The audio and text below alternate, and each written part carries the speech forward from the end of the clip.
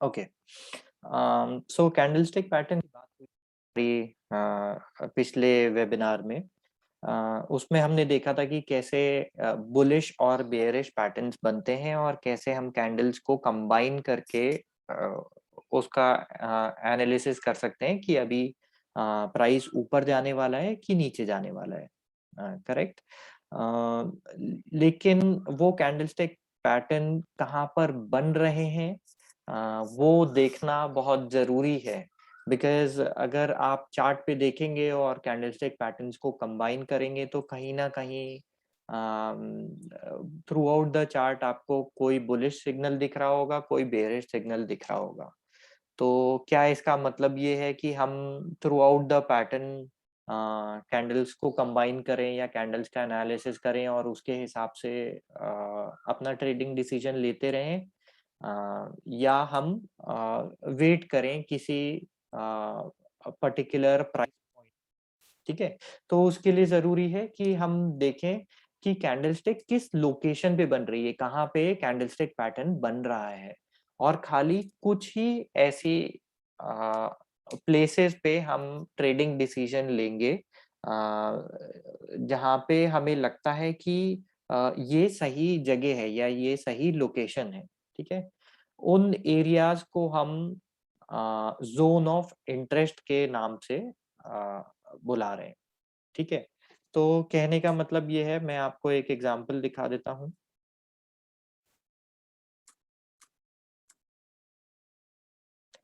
तो ये एक चार्ट है। ठीक है। अब इसमें अगर आप देख सकते हैं तो पूरे में कोई ना कोई कैंडल बन रहा होगा, उस कैंडल की वजह से कोई पैटर्न बन रहा है। वो या तो बेयरिश है या लेकिन इसमें हम सिर्फ कुछ ऐसे एरियाज मार्क करेंगे जो हमारे इंटरेस्ट के हैं और वहां पे क्या पैटर्न बन रहा है उसको हम देखेंगे। ठीक है। सो लेट्स से हम जोन मार्क कर देते हैं। मैं एक ब्लैंक एरिया ले लेता हूं तो आपको बेटर पता चल जाएगा। ठीक है। सो हम ब्लैंक एरिया ले रहे हैं यहाँ पे। ठीक है। सो लेट से मैंने एक एरिया मार्क कर लिया।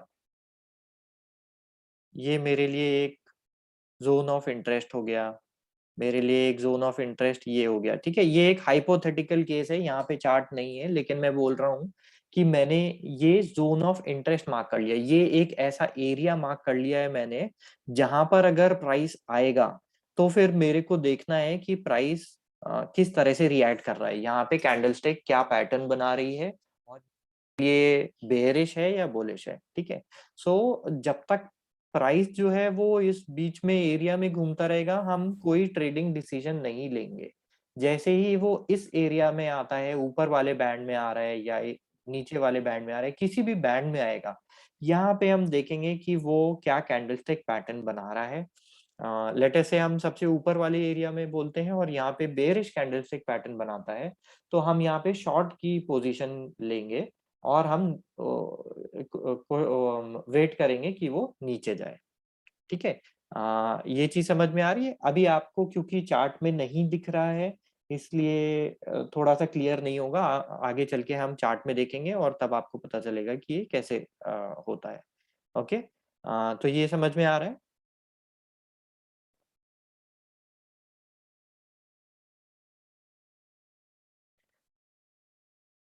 ठीक है। तो चलिए अब आगे चलते हैं। जोन ऑफ इंटरेस्ट के बारे में हम बात कर रहे हैं तो इसमें से जोन ऑफ इंटरेस्ट अलग अलग तरीके से हम बना सकते हैं। ठीक है। कई सारे तरीके हैं जिससे हम जोन ऑफ इंटरेस्ट मार्क कर सकते हैं।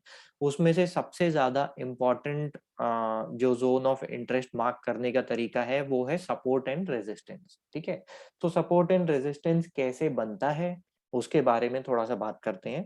तो पिछली बार हमने बात करी थी कि कैसे दो तरह के ऑर्डर्स होते हैं, एक लिमिट ऑर्डर टाइप होता है और एक मार्केट ऑर्डर टाइप होता है, जिसकी वजह से जिनके कॉम्बिनेशन से प्राइस जो है ऊपर और नीचे चल रहा होता है। ठीक है। तो हम एक एग्जांपल लेते हैं एक स्टॉक के बारे का। ठीक है। मान लेते हैं उसका करंट रेट जो चल रहा है वो ये प्राइस पॉइंट पे चल रहा है, ठीक है। इधर उसका करंट प्राइस चल रहा है। अब यहाँ पे कोई फंडामेंटल रिपोर्ट आई उस कंपनी के बारे में, ठीक है। कंपनी के बारे में लेट्स से उनका क्वार्टरली रिजल्ट्स हैं वो आए और मैनेजमेंट की कमेंट्री आई कि आगे की किस तरह से काम चलेगा। अब ऐसे में जो भी एनालिस्ट्स हैं वो 3 तरह के ट्रेडिंग डिसीजन ले सकते हैं, ठीक है। यहाँ से कुछ लोग होंगे जो बोलेंगे ये यहाँ से बहुत बढ़िया ऑप्शन है इसको बाय करने का, तो यहाँ से वो बाय कॉल लेंगे, ठीक है। दूसरे टाइप के इन्वेस्टर होंगे जो बोलेंगे स्टॉक जो है ओवर वैल्यूड है और इसका इतना प्राइस नहीं होना चाहिए, वो उसमें सेल पोजीशन लेंगे। और तीसरे होंगे जिनको समझ में नहीं आएगा कि अभी क्या करना चाहिए, अभी थोड़ा क्लैरिटी नहीं है और वो वेट करेंगे ऐसे में, ठीक है। तो हम मान के चलते हैं कि एज एन एग्जांपल जो बायर्स हैं वो वॉल्यूम में ज्यादा हैं, से क्या होगा जो आपका प्राइस है वो ऊपर चला जाएगा, ठीक है। तो लेट से बायर्स थोड़े ज्यादा थे और प्राइस हमारा ऊपर की डायरेक्शन में चला गया है। ऐसे में क्या होगा जो 3 इन्वेस्टर टाइप थे उनका क्या रिएक्शन रहेगा, ठीक है। तो जिसने बाय किया है और प्राइस ऊपर चला गया है वो खुश रहेगा अपनी ट्रेडिंग डिसीजन से, और साथ ही साथ उसके दिमाग में चल रहा होगा कि मैं इसमें अगर और ज्यादा पोजीशन बनाता तो मुझे और अच्छा प्रॉफिट हो रहा होता, ठीक है। दूसरा जो टाइप का इन्वेस्टर है जो जिसने अभी तक ट्रेडिंग डिसीजन नहीं लिया था, वो बोलेगा कि ये तो इस प्राइस पे बहुत बढ़िया बाय पोजीशन थी और मैंने मिस कर दिया, मेरे को इस प्राइस पे लेना चाहिए था। और तीसरा जिन लोगों ने सेल किया था वो हम अपने डिसीजन को बोल रहे होंगे कि हमने बहुत बड़ी गलती कर दी और अभी हम लॉस में हैं, लेकिन लॉस में कैसे पैनिक कर रहे होंगे और सोच रहे होंगे कि कैसे इस जगह से एग्जिट करें, ठीक है। तो ऐसे में लेट से प्राइस ऊपर जाके और धीमे धीमे करके नीचे आता है और नीचे आके फिर से इस लोकेशन पे विजिट करता है, सेम सेम एरिया पे दोबारा आ जाता है। तो जैसे ही दोबारा आता है तो जो तीनों इन्वेस्टर्स हैं, ठीक है, क्या करेंगे, जिसने पहले पोजीशन ली थी और उसको प्रॉफिट हो रहा था वो ये बोलेगा कि हाँ ये इसका स्कोप है फिर से वापस ऊपर जाने का, और मेरे को पिछली बार मैंने गलती करी थी, इस प्राइस पे नहीं लिया था, इस बार मेरे को दोबारा से मौका मिल रहा है इसमें इन्वेस्ट करने का, तो वो इस प्राइस पे फिर से बाय करेगा, ठीक है। जिन लोगों ने अभी तक ट्रेडिंग डिसीजन नहीं लिया हुआ था वो उनका भी सेम रिएक्शन रहेगा, वो बोलेंगे लास्ट टाइम मैं मिस आउट कर चुका था, इस बार मिस आउट नहीं करूंगा तो मैं फिर से लूंगा, इसमें पोजीशन बनाऊंगा। और जो तीसरे जिन्होंने सेल पोजीशन ली थी वो बोलेंगे कि हमें अपना पोजीशन जो है नो लॉस पे बिना किसी लॉस के काटने का मौका मिल रहा है, और इसलिए जो सेलर्स हैं वो अपनी पोजीशन कैंसिल करेंगे और बाय करेंगे।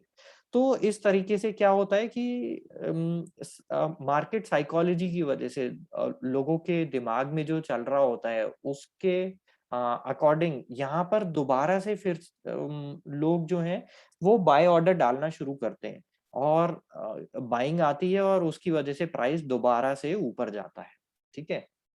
इसकी वजह से यहाँ पे जहाँ से एक बार ऊपर गया था और ये प्राइस वापस घूमा है, इस एरिया को हम बोलते हैं सपोर्ट, ठीक है।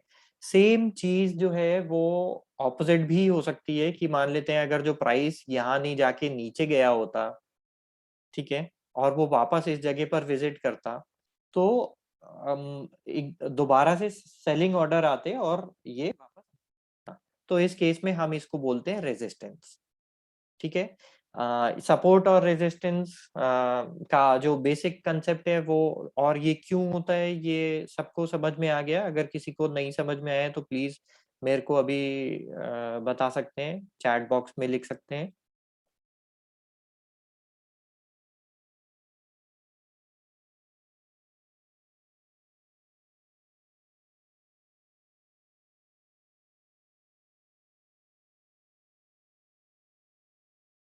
ठीक है, आगे चलें फिर। ये कंसेप्ट समझ में आ गया। चलिए ठीक है, ये तो हमने बात कर ली कि सपोर्ट एंड रेजिस्टेंस क्यों बनता है और मार्केट साइकोलॉजी क्या है इसके पीछे और क्यों ये इम्पोर्टेंट होता है, हम जोन क्यों मार्क करते हैं। ठीक है, अब थोड़ा सा देख लेते हैं एक्चुअल में सपोर्ट और रेजिस्टेंस मार्क कैसे करना होता है। ठीक है, तो उसके लिए हम यही निफ्टी का ही चार्ट ले लेते हैं।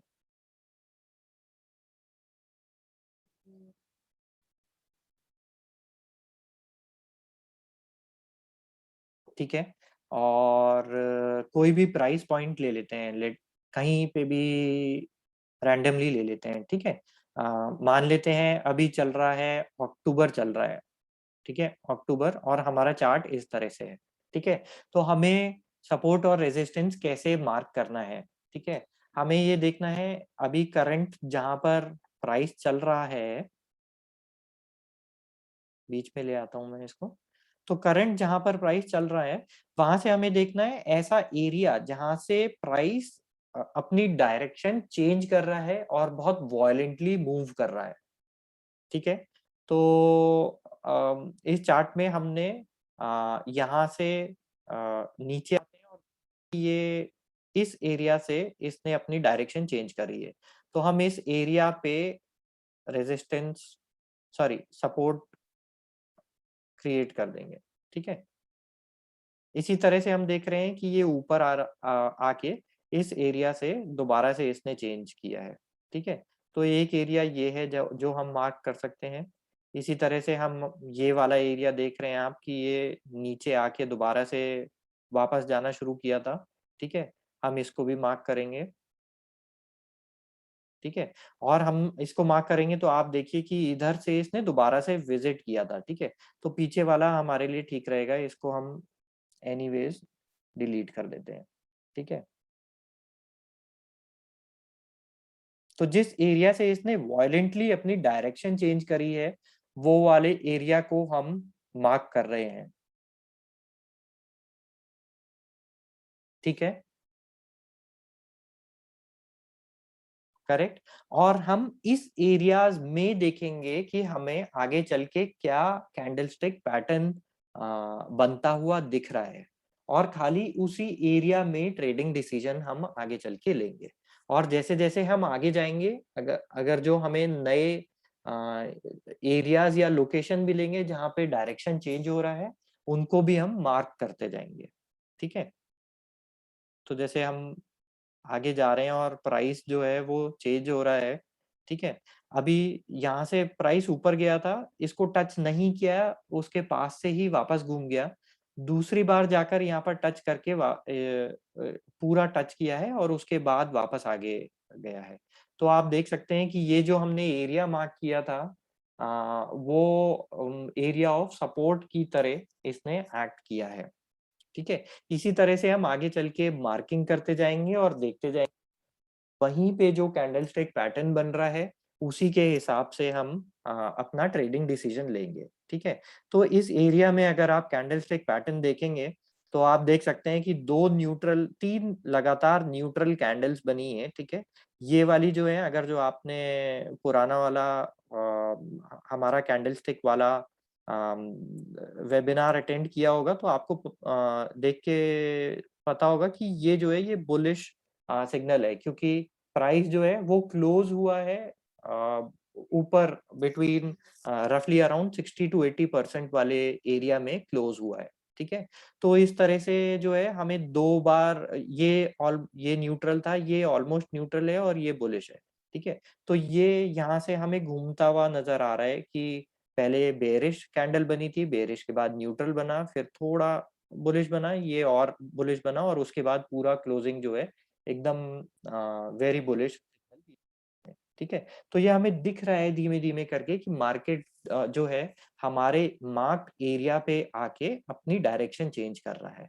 तो this is a good point जहां पर आप अपने बाय ट्रेड डाल सकते हैं और इसमें आगे बढ़ सकते हैं। ठीक है, अब दूसरी चीज बताने वाली जरूरी है कि सपोर्ट और रेजिस्टेंस जो है वो इंटरचेंजेबल होते हैं। ठीक है, जो अभी सपोर्ट का काम कर रहा है वो आगे चल के रेजिस्टेंस का काम कर सकता है, और जो अभी रेजिस्टेंस का काम कर रहा है वो आगे चल के सपोर्ट का काम कर सकता है। ठीक है, तो सपोर्ट और रेजिस्टेंस एक्चुअली काम करते हैं एक मल्टी स्टोरीड बिल्डिंग के तरह से। तो लेट अस से अभी हम ग्राउंड फ्लोर पे हैं और प्राइस जो है वो एक पिंग पोंग बॉल की तरह है। ठीक है, तो हमारे ग्राउंड फ्लोर में जो हमारी जमीन है वो सपोर्ट हो गया और जो हमारी छत है वो रेजिस्टेंस हो गया।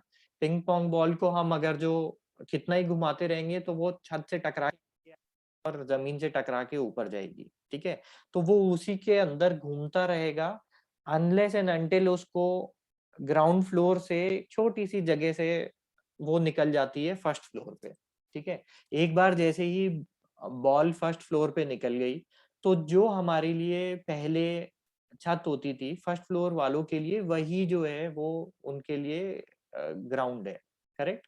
सो इसी तरह से जो उस बॉल के लिए जो पहले रेजिस्टेंस बन रहा था जिससे टकरा के वो बार बार नीचे जा रही थी, अब वो उसके लिए सपोर्ट बन चुका है। उसी छत से वो बार बार टकरा के ऊपर जा रही होगी। ठीक है, इसी तरीके से हमारा सपोर्ट और रेजिस्टेंस भी काम करता है। तो जो अभी रेजिस्टेंस का काम कर रहा है, अगर प्राइस उसको तोड़ दे तो वो सपोर्ट बन जाएगा। और जो अभी सपोर्ट का काम कर रहा है, अगर प्राइस उसको तोड़ के नीचे चले जाए तो वो रेजिस्टेंस का काम करेगा। ये कंसेप्ट अगर क्लियर है तो प्लीज बता दें। किसी को इस कंसेप्ट में डाउट है? सपोर्ट और रेजिस्टेंस जो है वो इंटरचेंजेबल है।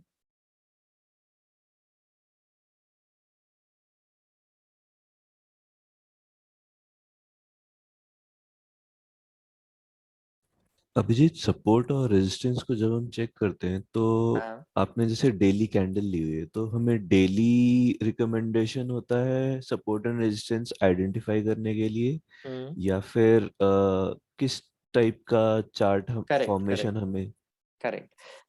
तो डेली? बेसिकली ऐसा है कि अभी मैंने आपको टाइम फ्रेम स्पेसिफिक जो है कुछ भी नहीं बताया है। ठीक है, तो हम्म। कौन सा एकदम आइडियल होता है वो कहना अभी ठीक नहीं रहेगा, पहली चीज। ठीक है, हाँ। दूसरी हाँ। चीज ये कि जो डेली टाइम फ्रेम पे सपोर्ट एंड रेजिस्टेंस है वो डेली पे ही काम करेगा। ठीक है, सेम चीज जो है हम्म। चार्ट में आपको पे भी आप बना सकते हैं, आप 5 मिनट्स पे भी बना सकते हैं, आप 1 आवर पे भी बना सकते हैं, 4 आवर्स में भी बना सकते हैं, वीकली मंथली पे भी बना सकते हैं। ठीक है, उससे हम्म। इतना ज्यादा फर्क नहीं पड़ेगा। फर्क क्या पड़ रहा है कि जो डेली की कैंडल है वो अ, मतलब उसका रेंज जो है वो ऑब्वियसली 5 मिनट की कैंडल के रेंज से बहुत ज्यादा होगा। ठीक है, तो अगर ओके। आप पोजिशनल बेट ले रहे हैं तो आपको डेली वीकली मंथली देखना पड़ेगा। अगर आप इंट्राडे बेट ले रहे हैं तो आपको इंट्राडे टाइम फ्रेम्स पे जाना पड़ेगा जो 5 मिनट, 15 मिनट इस तरह के रहते हैं। ठीक है, ये ओके। हो गई पहली चीज। दूसरी चीज ये है कि जो नंबर ऑफ बायर्स हैं उसमें काफी फर्क पड़ेगा। तो कई सारे लोग हैं जो डेली टाइम फ्रेम को देख के अपने काफी आगे तक के लिए पोजीशन बना रहे होंगे। ठीक है, उनके लिए डेली बहुत बड़ी चीज रहेगी, वो 5 मिनट के टाइम फ्रेम। लेकिन आप इंट्राडे अगर ट्रेड कर रहे हैं तो आपको सेम उसी टाइम पे चाहिए होगा। तो कई सारे लोग इंट्राडे टाइम फ्रेम पे देख रहे होंगे। सो कहने का मतलब ये है कि जिस टाइम फ्रेम पे आप ट्रेड कर रहे हैं जिसको ध्यान में रखते हुए उस टाइम फ्रेम पे आपको सपोर्ट और रेजिस्टेंस बनानी होगी।